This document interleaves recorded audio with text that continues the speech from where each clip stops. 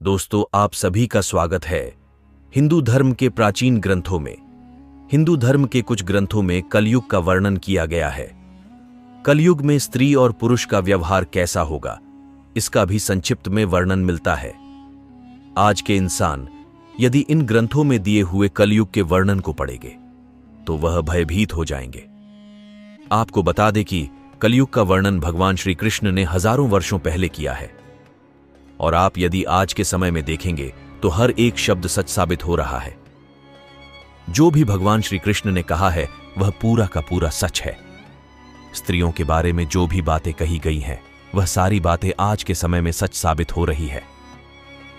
इस वीडियो के माध्यम से हम आपको भगवान श्री कृष्ण द्वारा वर्णित कलयुग के बारे में कुछ विचित्र बातें बताने जा रहे हैं। वीडियो को शुरू करने से पहले आप सभी से विनती है कि इस वीडियो को लाइक जरूर कर दीजिए और इस चैनल को सब्सक्राइब भी कर लीजिए ताकि हमारे सभी वीडियोस आप तक सबसे पहले पहुंच सके। तो बात कुछ ऐसी है कि गरुड़ जी द्वारा पूछे जाने पर भगवान श्री कृष्ण ने कलयुग में होने वाले अति भयानक बातों का वर्णन किया है। श्री कृष्ण कहते हैं, सतयुग, त्रेता युग, द्वापर युग और कलयुग, यह 4 युग है। इन चारों युगों में कलयुग सबसे छोटा और सबसे भयंकर है। कलयुग ही सबसे दुखदायक युग है।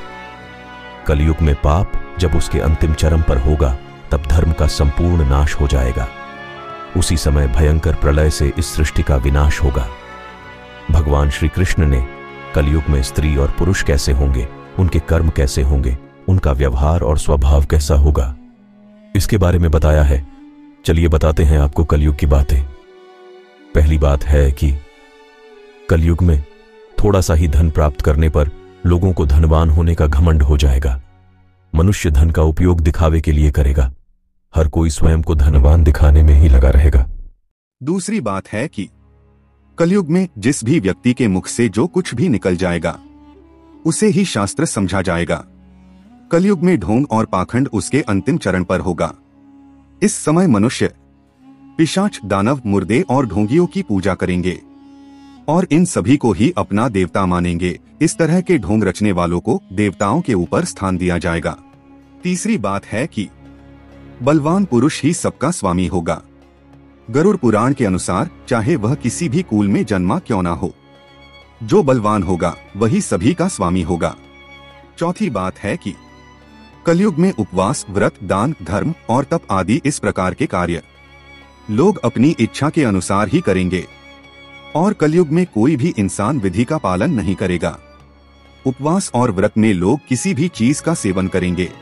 पांचवी बात है कि जिस स्त्री का पति धनहीन होगा अथवा जिसके पास पैसा नहीं होगा, उस पुरुष को स्त्रियां छोड़ देंगी और कलयुग में धनवान पुरुष ही स्त्रियों का पति होगा। जो मनुष्य अधिक धन कमाएगा वही स्त्रियों का स्वामी होगा। छठवीं बात है कि कलयुग में स्त्रियां केवल सुंदर पुरुष की कामना में स्वेच्छाचारिणी होगी। वह सुंदर पुरुष की चाह में शास्त्र, धर्म, दंड किसी को भी नहीं मानेंगी। सभी स्त्रियां पापी तथा व्याभिचारी पुरुषों से ही प्रेम करेंगी और धर्म के रास्ते पर चलने वाले, सदाचारी और अच्छे कार्य करने वाले पुरुषों से सभी स्त्रियां द्वेष करेंगी। सातवीं बात है कि कलयुग में इंसानों का सारा धन घर बनाने में ही समाप्त हो जाएगा। कलयुग में मनुष्य दान धर्म कभी नहीं करेगा। सभी मनुष्यों की बुद्धि केवल धन कमाने में ही लगी रहेगी। वह ईश्वर में अपना मन कभी नहीं लगाएगा। आठवीं बात है कि कलयुग में मनुष्य केवल दूध के लिए ही गाय को पालेगा, लेकिन गाय की कभी सेवा और पूजा नहीं करेगा। नौवीं बात है कि कलयुग में मनुष्य को गलत काम करके धन प्राप्त करने में ही खुशी मिलेगी। कलयुग में मनुष्यों को दान करने तथा दूसरों को भोजन कराने में सुख का अनुभव नहीं होगा। 10वीं बात है कि कलयुग में मनुष्य एक एक पैसे के लिए स्वार्थ करेंगे, किसी को एक पैसे की भी सहायता नहीं करेंगे।